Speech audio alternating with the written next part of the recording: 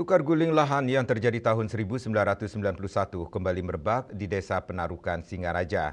Dewan memanggil sejumlah pihak terkait pada pertemuan yang dihadiri prejuru, Kelian Desa Petangdase, Kelian Banjar Adat, serta Kelian Pengempon Pura Dalam Purwo Desa Adat Penarukan. Kasus ini kembali dipertanyakan terkait status dan luas lahan pengganti aset desa adat berupa tanah Druen Pura Dalam Purwo dengan lahan PMK Buleleng seluas 4 hektar di lingkungan Lumbanan, Kelurahan Kecamatan Sukasada. Ketua DPRD Buleleng Ketut Ngurah Arya menyebut tukar guling aset desa adat Penarukan atas nama Druen Pura Dalam Purwo untuk terminal Penarukan dengan sebidang lahan milik PMK Buleleng di lingkungan Lumbanan, Kelurahan Sukasada seluas 4 hektar terjadi sekitar tahun 1991.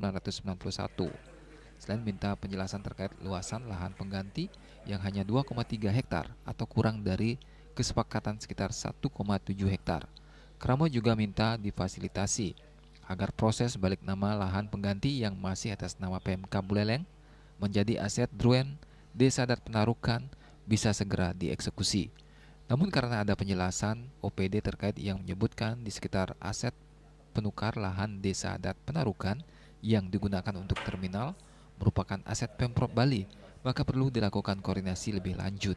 Ia berharap PMK Buleleng segera berkoordinasi dengan Pemprov Bali, mengingat di sekitar aset penukar merupakan aset Pemprov Bali.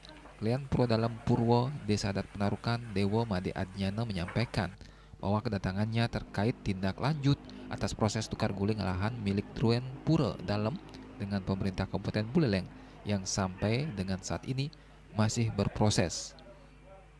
Sebagai klien dalam, jadi saya tujuan ke sini untuk audiensi kepada masyarakat. Tuntutan saya agar sertifikat yang atas nama PMK itu dibalik namakan atas nama milik Dalam Purwo Desa Penarukan itu.